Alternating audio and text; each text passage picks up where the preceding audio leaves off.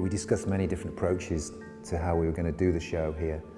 Yeah, because we're here in Yorkshire, the approach was always going to be to hang the show around the Yorkshire paintings, the series I call the Bad Weather Paintings. Some people, on finding out that it was a museum show, and therefore, you know, it was going to be going on for some months, decided that they were going to miss their paintings too much to actually loan them. So those loans that we thought that we had for the show kind of fell through, which I was disappointed about at the time. However, it gave me a reason to, I had to make some new paintings, you know, which I have done specifically for this show. There wasn't any other reason that I would have ever have gone back to making these paintings. They do belong to a period, some 2 decades ago almost now. But I found, you know, that in fact, there were things that had stayed with me all this time that I'd never really kind of expressed properly. You know, you can see that perhaps, well, I can see it anyway, in the Scarborough painting. I painted that after my sister died. She was only 46 at the time, and she'd requested that we used to go on holiday to Scarborough as kids, and every year for a fortnight, and she obviously had fond memories of that, and she'd requested that when she died, that her ashes be scattered in the bay in Scarborough. My sister had also asked if we would then go, all of us go, just for a fish and chip supper, you know, for cod and chips, which we did. We were staying in the Royal, which anyone who knows overlooks the bay in Scarborough. I woke up at about 6 o'clock in the morning. I went out into the Royal Hotel's got a balcony out the front overlooking the bay, and there was a mist across the bay. You get those in the morning. They call them sea fret, I think. As I was standing there, you know, even while I was standing there, the mist was clearing, lifting a little, you know, and I began to make out that someone had been on the beach that morning. The tide had gone out and had left the sand very smooth, and someone with a large stick had been on the beach in the morning, and for some reason they'd carved into the sand with this stick, you know, have faith in cod. And as I was reading that, you know, a man appeared with a dog, walking a dog. He threw a stick for his dog, and, you know, he was walking towards the cod, with the word cod, and he threw his stick, and it landed within the sea of the cod, and the dog ran in like someone, you know, scoring a home run in baseball. He kind of skidded to a stop across the sea, and picked up the stick and left again. And basically in that action, it transferred the whole meaning of the sentence, because the C had become a G, and obviously, you know, that resonated with me, because you know, we'd just scattered my sister's ashes, and she'd had faith in God at the end, actually, and she had faith in God too, actually. So I think she would have liked it. But you know, that for me has a special meaning, obviously a personal meaning. And you know, so when I came to make a painting for the show, I had all that in mind, and that's not really something that I don't think I could have really done.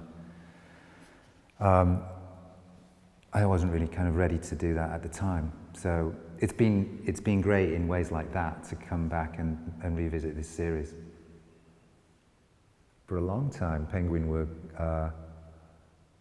threatening to sue me, actually, for, I think, defamation of, for bringing the bird or the brand into disrepute. I forget the legal terminology. But yeah, they were going to sue me for the longest time. And they eventually came full circle and decided to commission me, to not sue me and to commission me. to paint a series of penguin book paintings for them. And I thought they were going to throw the book at me, you know, no pun intended. They asked if I would like to look in their archive, I think it was in Bristol. I'd said, yeah, you know. I went along and, you know, I spent all day in the archive and found there were many different, many more variations on the classic theme. My favourite was the what I call the post-it note penguin. Tonight we make history. P.S. I can't be there. I always really like to play with big themes and the commonplace, you know, and the everyday, like death. What's in it for me? Death is a big theme, you know, but what's in it for me is very throwaway, you know.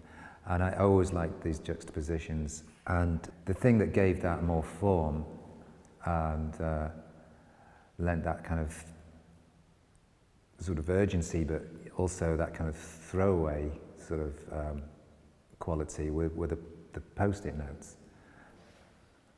Hell series is a relatively new series that literally, you know, it enumerates a series of comments that I've kind of made and colour combinations to suit the comment that I've made about hell.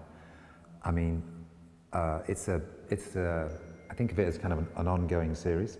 I've always really liked formal colour combinations, and the paintings begin that way as a series of stripes.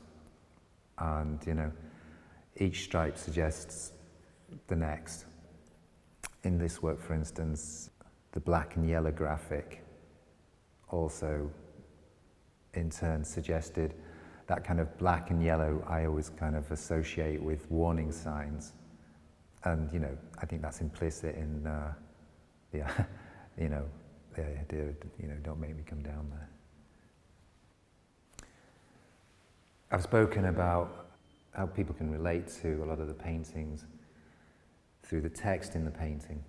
And I've realized, you know, that while I wanted to put a certain construction on the way a text would be read, and I've tried to do that through layout and typography and punctuation. In this series, I've kind of happily failed in a way because though I've tried to control the way people would read the text, it's become clear to me that people read them in a way that's entirely personal to them. And this series is all the better for that, actually. In these paintings, all of that punctuation and everything else that relates to, you know, the way in which we read text, it's not present at all. The painting is the word is the painting.